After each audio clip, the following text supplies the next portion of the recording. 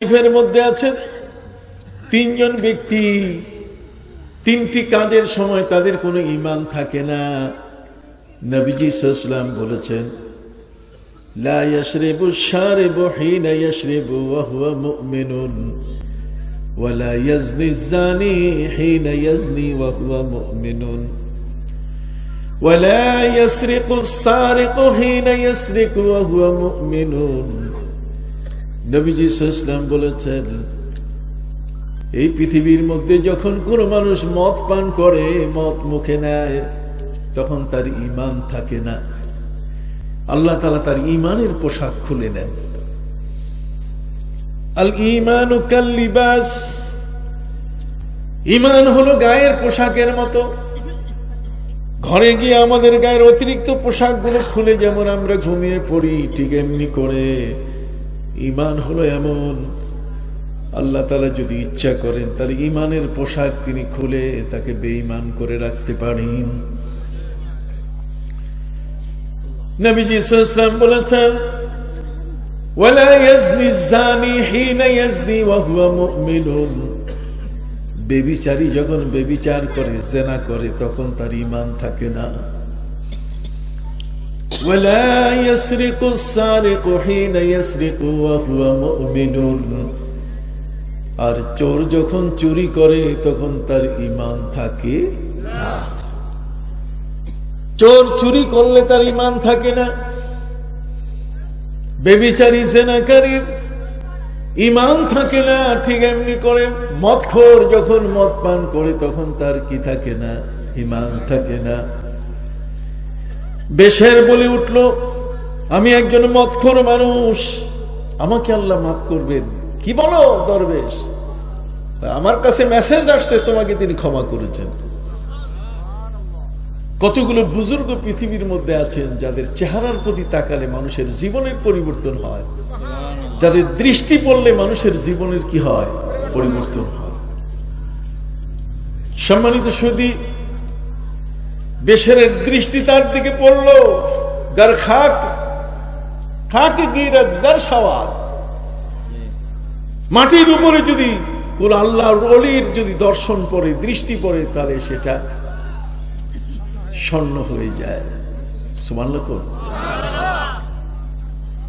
অতএব সেই বেশের বলছে পায়ে তার জুতা ছিল না, মদখানা থেকে বের হয়ে এসছে ওই মুহূর্তে খালি পা।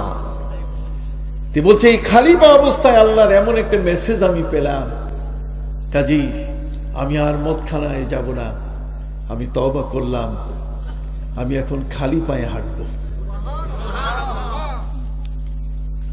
এই বেশের ওই মুহূর্তে তার সিনার মধ্যে উদয় হয়ে গেল, নূরের আলো যখন পৌঁছে গেল, তখন তার জ্ঞানের যত ধরনের জটলা সব খুলে গেল। মহাগ্রন্থ আল কোরআনে আল্লাহ বলেছেন, وَالْأَرْضَ فَرَشْنَاهَا فَنِعْمَ الْمَاهِدُونَ। আল্লাহ বলেন, আমি জমিনটাকে বিছানা বানাই দিয়েছি। কত চমৎকার এই ফরশ তৈরি কারিয়াবি, কতক্ষণ না, কত চমৎকার ফরশ। আপনি হাজার হাজার মাইল দৌড় দেন, পায়ে ফসকা পড়বে না। পবিত্র কোরআন মাজিদে আল্লাহ বলেন, আলাম নাজআলিল আরদা মিহাদা। আমি কি জমিনটাকে তোমাদের জন্য, পৃথিবীর মাটিটা কি তোমাদের জন্য বিছানা বানাই নাই?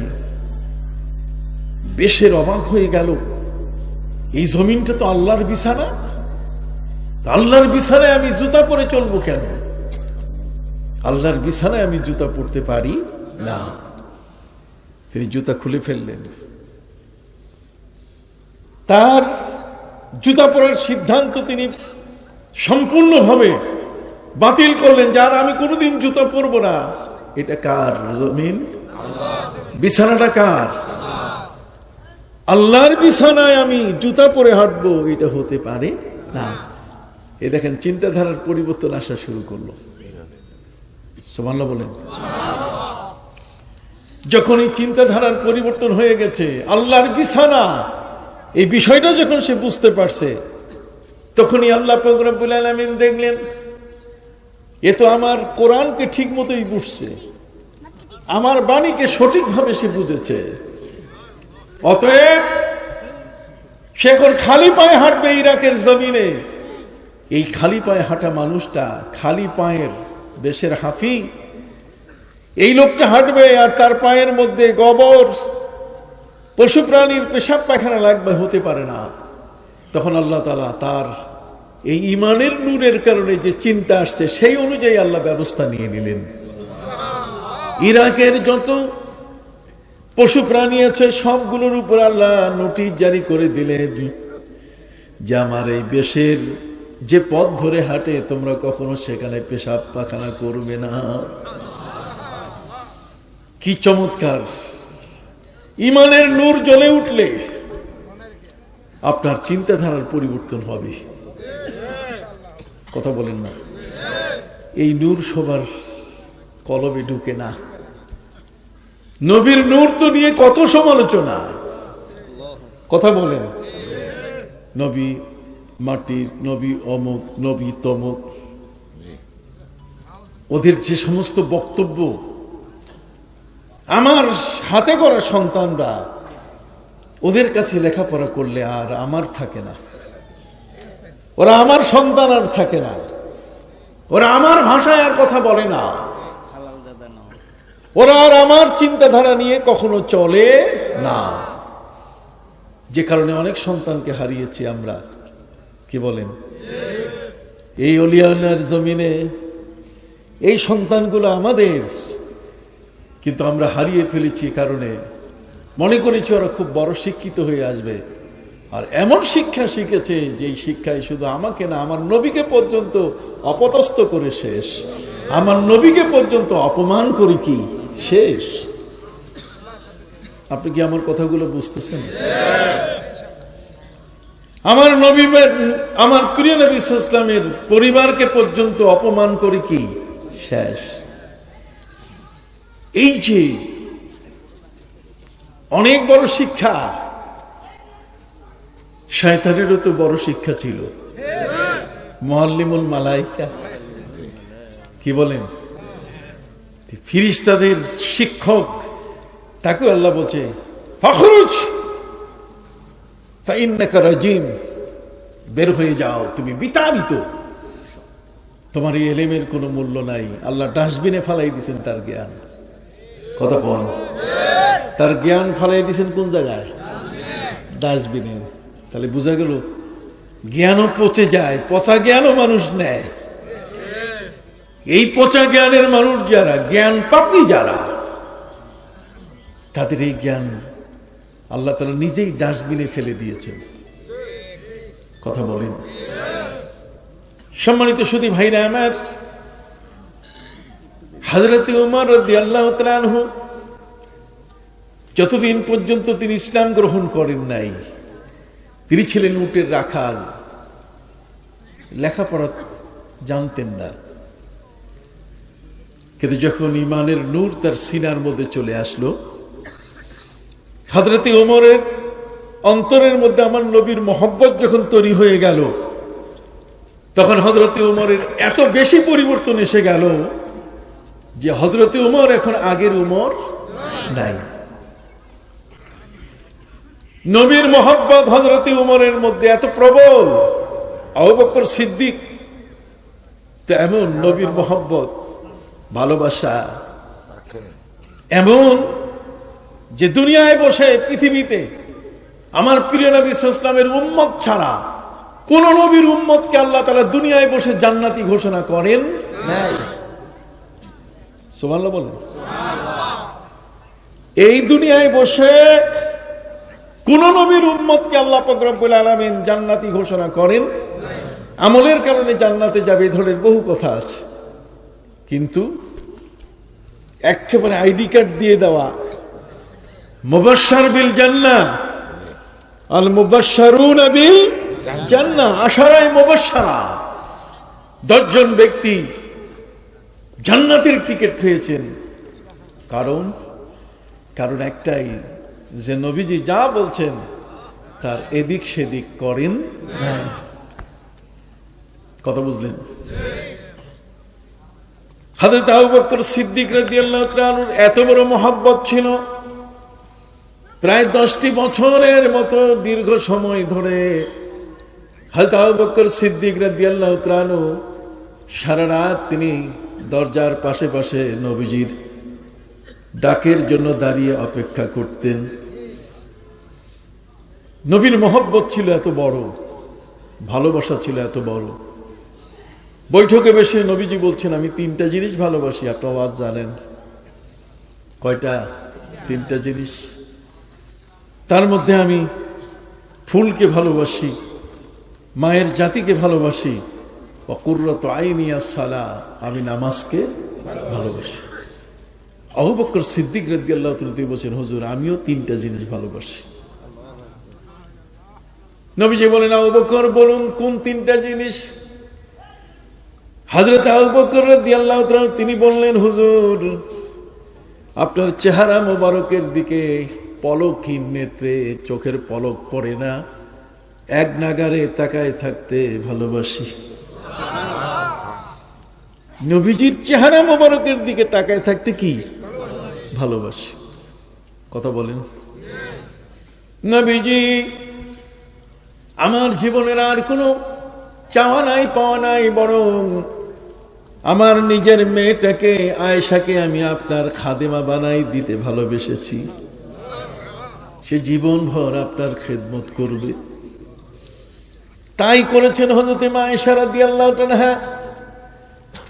তিনি বলেন, নবীজিকে নিয়ে এত ছোট ঘরে বাস করেছি, পৃথিবীর কোন নারী এমন ছোট ঘরে কোনোদিন বাস করবে না।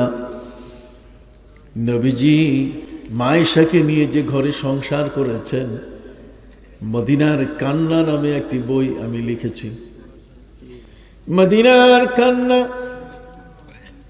হযরত আয়েশা রাদিয়াল্লাহু তাআলা তিনি বলেন, ছোট্ট এমন একটি ঘর, যেই ঘরের মধ্যে 2 জন ছাড়া 3 জনের থাকার কোনো ব্যবস্থা ছিল না।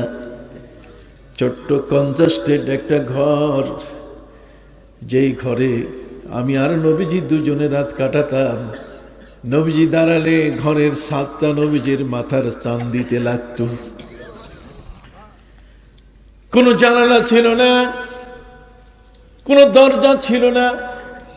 যে দরজাটা ছিল সে দরজার মধ্যে কোনো কপাট ছিল না, বরং সেখানে একটা লম্বা চামড়া ঝুলন্ত অবস্থায় থাকত। এমন একটা ছোট ঘরে নবীজিকে নিয়ে আমি বাস করেছি। নবীজি সাল্লাল্লাহু আলাইহি ওয়াসাল্লামের ইন্তেকালের পরে সাহাবায়ে ইকরাম বৈঠক করে সিদ্ধান্ত নিলেন, মসজিদে নববী ভাঙবো, আমরা নতুন করে মসজিদ তৈরি করব। আবু বকর সিদ্দিক রাদিয়াল্লাহু তাআলাকে প্রস্তাব করা হলো। হযরত আবু বকর সিদ্দিক রাদিয়াল্লাহু তাআলা বলেন, না, আমি এই মসজিদ হুজরাখানা ভাঙতে দেব না। এটা হলো আবারাত। পৃথিবীতে কিয়ামত পর্যন্ত নবীর উম্মতরা এসে নবীজি কোন ঘরে কেমন ভাবে রাত কাটিয়েছেন, কেমন ভাবে হুজরা মোবারকে ছিলেন, নবীজির হুজরা মোবারক দেখে দেখে তারা চোখের পানি ফেলবে। এটা হেরিটেজ, এটা লিস্টেড, এটা কোনো মতেই ভাঙা যাবে না। কথা বলেন। এই জন্য এই হুজরা মোবারক গুলো যখন ভেঙে ফেলা হয়, তখন গোটা মদিনার মধ্যে কান্না, যে স্মৃতিগুলো ভেঙে ফেলা হলো। এটা আবারাত। কিফানা বিকি মিন যিকরা হাবিবি ওয়া মানজিলি বিসিকতিল্লাওয়া বাইনাদ দাখুল ফাহামালি। ইমরুল কায়েস। সম্মানিত সুধী ভাইরা আমার, প্রিয় নবী সাল্লাল্লাহু আলাইহি ওয়াসাল্লামের খেদমতে আবু বকর সিদ্দিক রাদিয়াল্লাহু তাআলা তার মেয়েটিকে দান করেছেন। নবীজিকে বলছেন, হুজুর এটা আমার সবচেয়ে বড় ভালোবাসার নিদর্শন। একটা হলো আপনার দিকে তাকায় থাকতে মন চায়, আরেকটা কি, আমার মেয়েটাকে আপনার খেদমতে দিয়েছি। সুবহানাল্লাহ কোন। আর তৃতীয় হলো বাযিলুল মাল ফি সাবিলিল্লাহ, আমার সকল সম্পদ আল্লাহর রাহে দিতে আমি ভালোবাসি। সাহাবায়ে কিরাম তো এমনটা ভালোবেসেছেন, নবীজিকে ভালোবেসে আবু বকর সিদ্দিক হয়েছেন, আর হযরত উমর নবীজিকে ভালোবেসে ফারুক হয়েছেন। হযরত আলী নবীজিকে ভালোবেসে মুর্তাজা হয়েছেন। হযরত উসমান রাদিয়াল্লাহু তাআলা নবীজিকে ভালোবেসে যুন্নুরাইন হয়েছেন। অনেক বড় ব্যাখ্যা, আমি সেদিকে যাব না। আমি শুরু প্রফেসর তাকাসুনের একটি কথা বলতেছিলাম, কথা কর না, একজন জার্মান দার্শনিকের ব্যাপারে বলতেছিলাম।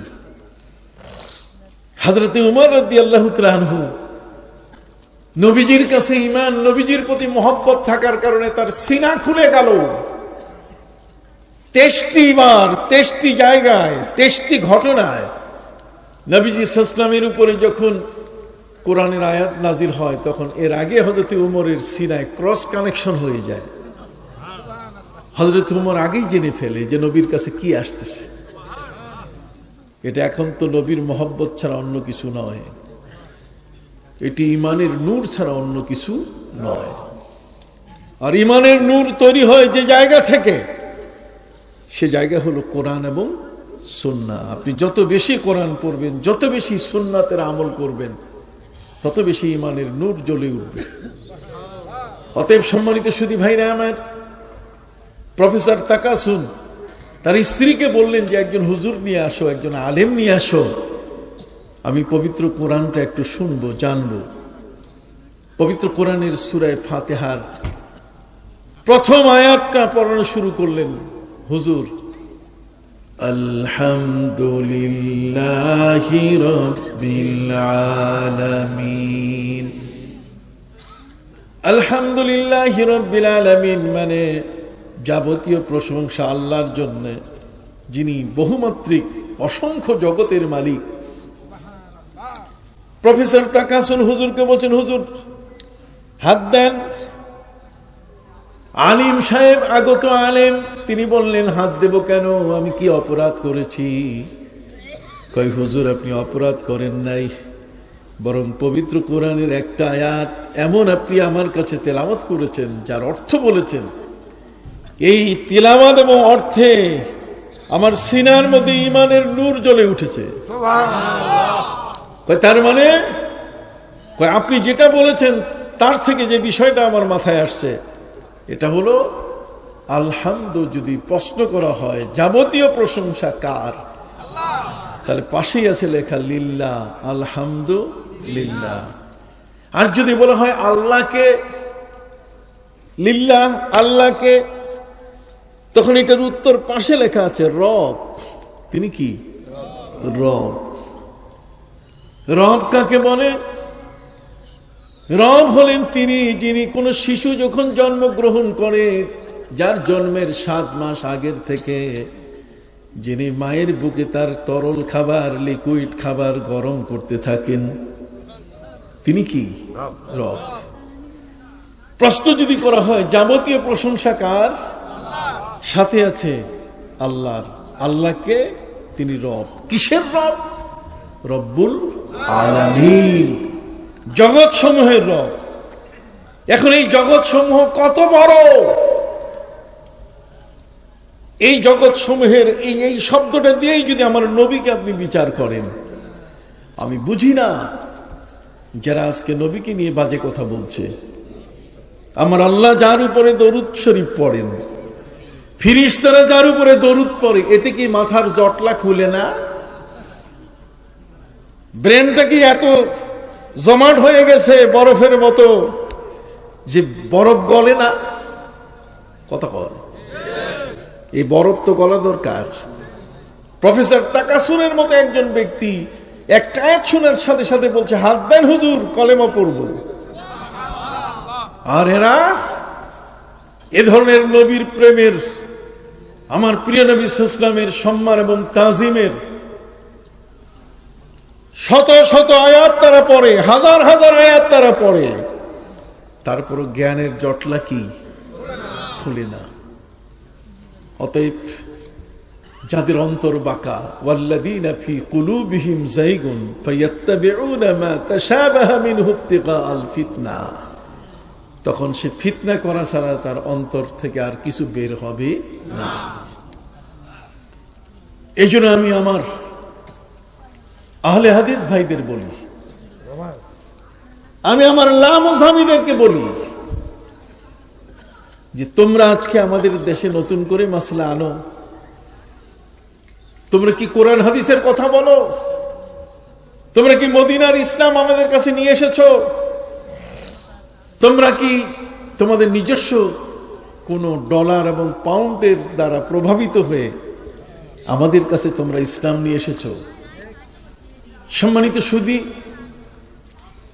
জগতের মধ্যে হযরত আবু বকর সিদ্দিক রাদিয়াল্লাহু তাআলা আনহু নবীর মহব্বতে, নবীর ভালোবাসায় নিজকে উজাড় করে দিয়েছেন। হযরত উসমান রাদিয়াল্লাহু তাআলার ভালোবাসা, যখন হুদাইবিয়ার সন্ধি হলো, নবীজিকে তিনি বললেন যে আমি মক্কায় প্রবেশ করে আবু সুফিয়ানের সাথে কথাবার্তা বলে একটা সমঝোতা করে আসি। আপনি আসছেন মদিনা মুনাওয়ারা থেকে 1400 সাহাবী, কাজেই যাতে মক্কায় প্রবেশ করা যায়। নবীজি বলছেন যাও। হযরত উসমান রাদিয়াল্লাহু তাআলা যখন মক্কায় প্রবেশ করলেন আবু সুফিয়ানের কাছে, তখন মক্কার মানুষেরা, নেতারা তাকে বলেছিল যে আবু সুফিয়ানের সাথে কথা বলবে, তার সাথে বসা হবে, এতে কোনো অসুবিধা নাই, আগে কাবা ঘরের তওয়াফ করে নেন, সাফা মারওয়ার সাই করে নেন। হযরত উসমান রাদিয়াল্লাহু তাআলা বলছেন যে না, আমার নবী এখানে এখনো আসেন নাই, আমার সুযোগ আছে এখানে তওয়াফ করার, আমার সুযোগ আছে সাফা মারওয়ার মাঝখানে কি করার, সাই করার, কিন্তু নবীজি নাই। আমি নবীকে বাদ দিয়ে তওয়াফও করব না, সাইও করব না। কোন সুবহানাল্লাহ। নবীকে বাদ দিয়ে তিনি তওয়াফও করেন নাই, সাইও করেন নাই। নবীর প্রতি তার ভালোবাসা ছিল না? আপনি কথা বলেন না কেন? নবীর প্রতি কি ছিল? ন্যূনতম যদি ভালোবাসা কারো নবীর অন্তরে থাকে, তার সে মানুষটা পার পেয়ে যাবে। কিন্তু আজকে প্রতিযোগিতা, শুধু বেদাত আর বেদাত বলতে বলতে আমাদের সব শেষ করে ফেলছি আমরা। এই মানুষগুলো কিয়ামতের ময়দানে নবীজির হাউজে কাউসার পাবে কিনা আমার সন্দেহ। কথা বল। কারণ হযরত উমর ফারুক রাদিয়াল্লাহু তাআলা আনহু তিনি নবীর মহব্বত করে ঈমানের নূর তার অন্তরের মধ্যে জ্বলে ওঠার কারণে তিনি এমন হয়েছেন যে আব্দুল্লাহ ইবনে উবাই ইবনে সলুলের মতো একজন ব্যক্তি যখন মারা যায়, এই মুনাফিকটা মারা যাওয়ার আগে সে বারবার একটি বিষয় তার ছেলেকে বলে যাচ্ছে যে বাবা, আমি মরে গেলে পরে তুমি নবীজির দ্বারা আমার জানাজা পড়াবা এবং আমার কাফনের ব্যবস্থা করবা, তার জুব্বা মোবারক দিয়ে তুমি আমাকে কাফন দিবা। সম্মানিত সুধী, আব্দুল্লাহ ইবনে উবাই ইবনে সলুল নবীর পরিবারকে অতিষ্ঠ করে দিয়েছে। হযরত মা আয়েশা রাদিয়াল্লাহু আনহার উপরে, তার চরিত্রের উপরে আঘাত এনেছে। মা আয়েশার চরিত্রের উপরে যে আঘাত হানে, আল্লাহ তাআলা তাকে ছাড়েন না। কাজী হযরতে মা খাদিজাতুল কুবরাকে যে বলেছে মহিলা, ইনটেক নয়, মা খাদিজাতুল কুবরা রাদিয়াল্লাহু আনহা তার অবস্থান সম্পর্কে সে বলেছে 3 বার তালাক খেয়েছে। আমি মনে প্রাণে বিশ্বাস করি ওই মুনাফিকের চেয়ে তার অবস্থা কোন অবস্থায় কম হবে। নারে তাকবীর, আল্লাহু আকবার, নারে রিসালাত, ইয়া রাসূলুল্লাহ, বাইতে রাসূল, বাইতে খোদা, জিন্দাবাদ জিন্দাবাদ, বাংলাদেশ আহলে সুন্নাত ওয়াল জামাত, জিন্দাবাদ জিন্দাবাদ, মুর্শিদ কিবলার আগমন, স্বেচ্ছায় স্বাগতম, আওলাদে রাসূলের আগমন, স্বেচ্ছায় স্বাগতম, মুর্শিদ কিবলার আগমন, মাহফিল কমিটির পক্ষ থেকে, মাহফিল কমিটির পক্ষ থেকে নারে তাকবীর, নারে রিসালাত, বাংলাদেশ আহলে সুন্নাত ওয়াল জামাত। হাজরিন, আপনি সকলেই বসুন জায়গা মতো। শুনুন, যারা দাঁড়ানো আছেন একটু ভিতরে আসেন, সবাই একটু ভিতরে আসেন, একটু ভিতরে আসেন। রাত হয়েছে, আমি হুজুর এসে গেছেন, আমি কোনো লম্বা আলোচনা অথবা আর সময় ক্ষেপণ করব না। আমি যে কথাটি আপনাদের কাছে বলতে চাই, যে আজকে আমাদের সমাজের মধ্যে যারা ইসলাম নিয়ে কথা বলছে, তিরমিজি শরীফের হাদিসের মধ্যে লাস্ট ফিনিশিং একখানা হাদিস আছে। আমার নবী সাল্লাল্লাহু আলাইহি ওয়াসাল্লাম বলছেন, ইন্না হাদাল হাদিস দীনুন, আমার বাণী হচ্ছে তোমাদের জন্য ধর্ম।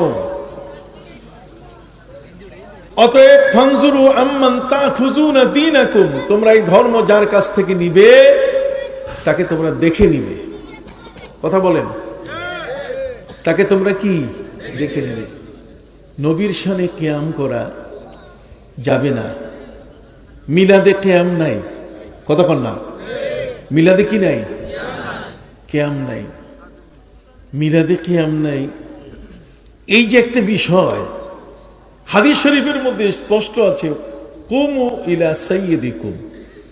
হযরত সাদ ইবনে মুআয রাদিয়াল্লাহু তাআলা আনহুকে যখন আনা হলো বনু কুরাইজার সেই বিচারের জন্য, সেখানে নবীজি বলেন, তোমাদের যিনি নেতৃত্ব দিবেন, যিনি রায় দিবেন, তোমরা তার সম্মানে দাঁড়িয়ে যাও। কথা কোন দাঁড়ানো, নবীর সামনে দাঁড়াবো। ওরা বলছে এতদূর নবীকে দেখা যায় না।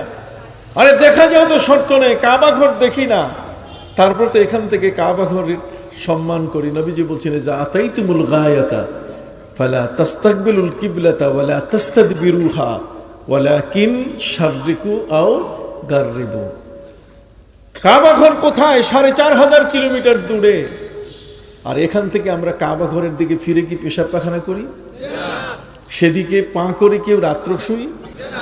আমাদের কোন লোক, যে লোকটা মারা গেছেন, তার কবর কি আমরা পা কাবার দিকে ফিরে দিই? আমরা যখন হজে কাবার কাছে যাই, তখন কিছু বেয়াদব লোক কাবার দিকে পা করে বসে থাকলে আমরা কখনো সেটা সহ্য করতে পারি না। এই যে মানসিকতাগুলো যারা তৈরি করলেন, তারা এদেশে ইসলাম এনেছেন। এদেশের রাজা বাদশাহ যারা, এদেশটা ছিল পূজার দেশ। ওয়াসাকানতুম ফি মাসাকিনিল লাযিনা যালামু আনফুসাহুম, এই পূজার দেশের মধ্যে সেখানে যারা ইসলাম নিয়ে আসলেন, বাবা শাহজালাল ইয়ামানি, শাহ মাকদুম, শাহ আলী, শাহ পরান, শাহ আমানত, শাহ ফাতেহুল্লাহ, শাহ গরিবুল্লাহ, শাহ আলী বাগদাদি সহ বর্তমান আউলিয়া ইকরাম, যাদের বদৌলতে আমরা ইসলাম পেয়েছি, তারা আমাদেরকে নবীর মহব্বত শিখাইছেন। এই মহব্বতের মধ্যে আবার নতুন করে কেউ মহব্বত শিখাতে আসলে তাকে কি মানব? হাত উঁচু করে বলেন, মানব। যদি বলেন যে ওরা বুখারী শরীফ থেকে বলে, বুখারী তো আমরাও পড়ি, বুখারী তো আমাদেরও কাছে আছে। কথা বলেন। যদি বলে মুসলিম শরীফ, আমরাও বলি আমাদেরও কাছে মুসলিম আছে। তবে মনে রাখতে হবে, এই বুখারীর হাদিসের সংখ্যা মাত্র ৭৩৭৫ খানা, কিন্তু ইমাম বুখারীর কাছে হাদিস ছিল তো ৬ লক্ষ। এর বাইরে কি ইসলাম নাই? ৭৩৭৫ খানা হাদিস, বুখারীর বাইরে কি ইসলাম ছিল না? ইমাম বুখারী জন্ম নিয়েছেন নবীজির হিজরতের ১৯৪ বছর পর, প্রায় ২০০ বছর পর। তাহলে ২০০ বছর আগে কি পৃথিবীতে ইসলাম ছিল না? অতএব নবী করিম সাল্লাল্লাহু আলাইহি ওয়াসাল্লামের ১৪০০ সাহাবী বাগদাদে বাস করতেন, ইরাকে। কত? এর মধ্যে বদরি সাহাবীদের সংখ্যা ছিল ১৫০। বদরি সাহাবী হচ্ছে ইসলামের সবচেয়ে বড় গুরুত্বপূর্ণ সাহাবা ইকরাম। কথা বলেন। বদরের যুদ্ধে তারা ছিলেন কত? ১৫০।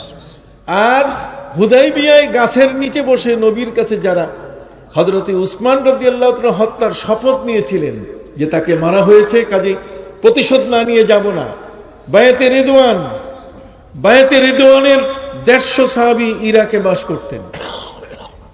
তাহলে ৩০০ আর বাকি ১১০০ সাধারণ সাহাবী, এবং নবীর সাহাবীর মধ্যে সবচেয়ে বড় ফকি যিনি ছিলেন, কোরআন হাদিসের সবচেয়ে বড় আলেম যিনি ছিলেন, তিনি হলেন হযরত আব্দুল্লাহ ইবনে মাসউদ রাদিয়াল্লাহু তাআলা আনহু। তিনিও ইরাকে। এই ১৪০০ সাহাবীর মধ্যে কেউ তারা বুকে হাত বেঁধে নামাজ পড়েন না। কথা বলেন, কেউ না। হযরত আবু বকর সিদ্দিক রাদিয়াল্লাহু তাআলা জীবনে কোনোদিন বুকে হাত বেঁধে নামাজ পড়েন নাই। এটা নামাজ পড়ছেন একজন ব্যক্তি। আর তিনি হলেন ওয়াইল ইবনে হুজর, যিনি হলেন প্রিন্স, যুবরাজ, ইয়েমেন থেকে আসছিলেন। নবীজির কাছে 20 দিন ছিলেন। নবীজি তাকে 20 দিনের নামাজের মোটামুটি প্রশিক্ষণ দিয়েছিলেন। কতক্ষণ না? এরা আহলে হাদিসরা এই ওয়াইল ইবনে হুজরের এই 20 দিনের আমল দিয়েই তারা আমাদের কাছে দলিল পেশ করে। এগুলো অলরেডি রিজেক্টেড হয়ে গেছে। এগুলো বর্তমান সময়ে আমাদের কাছে এগুলো আমল নাই। কোরআনের আয়াত যেমন মনসুখ হয়েছে, বাতিল হয়েছে, ঠিক অনুরূপ ভাবে হাদিসও কি হয়েছে? মনসুখ হয়েছে। হাদিসের কোন কোন আমল কি হয়েছে? বাতিল হয়েছে। যেমন একটা উদাহরণ দিয়ে আমি শেষ করব, আর সেটা হলো নবী করিম সাল্লাল্লাহু আলাইহি ওয়াসাল্লাম যখন মদিনা মুনাওয়ারায় গেলেন, সেখানে গিয়ে দেখলেন যে মানুষ কুকুরের সাথে উঠা বসা করে খাচ্ছে। কতক্ষণ? নবী করিম সাল্লাল্লাহু আলাইহি ওয়াসাল্লাম নির্দেশ দিলেন, কুকুর মারো। এটা হাদিস। এটা কি হাদিস? ফাআমারা রাসূলুল্লাহ সাল্লাল্লাহু আলাইহি ওয়াসাল্লাম বিকাতলিল কিলাব, কুকুর মারো। কুকুর যখন মারা শেষ হয়ে গেল, নবী করিম সাল্লাল্লাহু আলাইহি ওয়াসাল্লাম তিনি আবার নিষেধ করলেন যে আর কুকুর মারবে না। কুকুর মারা নিষেধ করলেন। তাহলে আগে যেটা সেটাও হাদিস, পরে যেটা সেটাও হাদিস, তবে আমল পরেরটা হবে না আগেরটা। নবীজি নিষেধ করলেন যে আর কুকুর মারা যাবে। অতএব লেটেস্ট সর্বশেষ যেটা, এটার নাম হলো সুন্নাহ। নবীজি বলছেন দুটো জিনিস রেখে গেলাম, একটা হলো কোরআন, আর একটা কি সুন্নাহ। হাদিস রেখে গেলাম, এ কথা কোন হাদিসে নাই। তো কাজেই আমরা সুন্নাহ আমল করব। তো হযরত আবু বকর সিদ্দিক রাদিয়াল্লাহু তাআলা নাভির নিচে তিনি হাত বেঁধেছেন। যদিও বুকের উপরে হাত বাঁধা হাদিস আছে, কিন্তু সেটা হাদিস, কিন্তু সুন্নাহ হলো কি?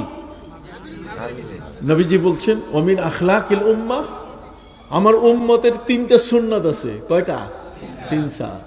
তার মধ্যে একটা হলো ওয়াজুল ইয়াদিল ইয়ুমনা আলাল ইসরা তাহতা সুররা, নামাজে যখন দাঁড়াবে তখন নাভির নিচে কি বাঁধবে? হাত বাঁধবে। সুবহানাল্লাহ বলেন। আমরা আমল করব কিসের উপরে? সুন্নাহর উপরে। হাদিস তো থাকবেই। মদ খাওয়ারও হাদিস আছে। কতক্ষণ না? মদে নামাজ বাতিল হয়েছে, এটারও হাদিস আছে, কিন্তু সেটা আমার এখন সেই হাদিস আমাদের জন্য আমলযোগ্য নয়। তাহলে লেটেস্ট যেটা সেটি আমরা আমল করি। এই লেটেস্ট আমলের মধ্যে ইমামের পিছনে সূরা ফাতিহা পড়ার কোনো নিয়ম নাই। কোরআনের আয়াতে স্পষ্ট বলা আছে, যখন কোরআন পড়বে তখন তোমরা চুপ থাকো। কথা কর না। ঠিক অনুরূপভাবে আমিন জোরে বলার কোনো আমল সাহাবা ইকরামের মধ্যে ছিল না। আমিন আস্তে বলার আমল এটাই ছিল। আবু বকর সিদ্দিক, উমরে ফারুক, খোলাফায়ে রাশিদিন সবাই আমল করেছে। কথা কি বুঝতে পারছেন? লাশ কি দাঁড়ালো? ওয়া আন্না হাযা সিরাতি মুস্তাকিমা, আমার রাস্তা হলো সোজা। এর পাশে কতগুলো বাঁকা রাস্তা আছে, সেই বাঁকা রাস্তাগুলো তোমাদেরকে বিপদে ফেলে দিবে।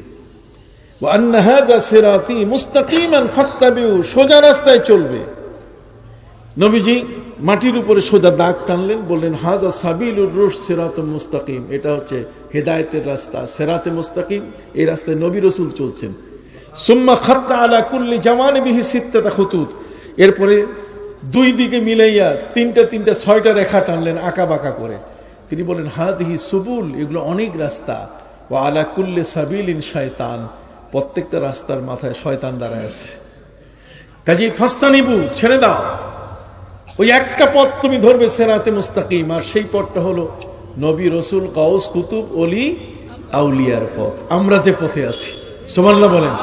আর বাকি যে 6টা, এই প্রত্যেকটার সাথে 12টা যোগ হয়ে গেছে। তাহলে কত? 6 12 কত? 72। আর সোজা পথ কয়টা? একটা। নবীজি বলছেন ইহুদিরা 71 দলে বিভক্ত ছিল, খ্রিস্টানরা 72 দলে, আর আমার উম্মত 73। তার মধ্যে ওই একটা দল খুঁজে পাওয়া বড় কঠিন। এই খুঁজে পাওয়ার যে দলটি, এটাকে দেখাই দিচ্ছেন বর্তমান আমাদের আহলুস সুন্নাহ ওয়াল জামাত। ওরা শুধু আমাদেরকে আজকে ধোঁকা দিচ্ছে, ওরা আহলুস সুন্নাহ ওয়াল জামাত। আসলে ওরা নয়, যেহেতু তারা নবীজিকে অপমানজনক শব্দ বলে। নবী লেখা জানে না, নবী পড়া জানে না। নবী নিজেই সাহাবীকে বললেন দাব্বিরিল মিম, মিম গোল করে লেখো, ওয়াবাসিতিল বা, আর বাটা প্লেটের মতো চ্যাপ্টা করে লেখো। তো নবী যদি অক্ষরই না চিনতেন, তো বা চ্যাপ্টা করে লিখতে হবে, এটা বুঝাইলেন কেমনে? আমি আলোচনা করব না, আজকের এখানে এই পর্যন্ত। হুজুরের কাছে দোয়া আছে, শেষ করলাম। সবাই ভালো থাকেন। আসসালামু আলাইকুম ওয়া রাহমাতুল্লাহ।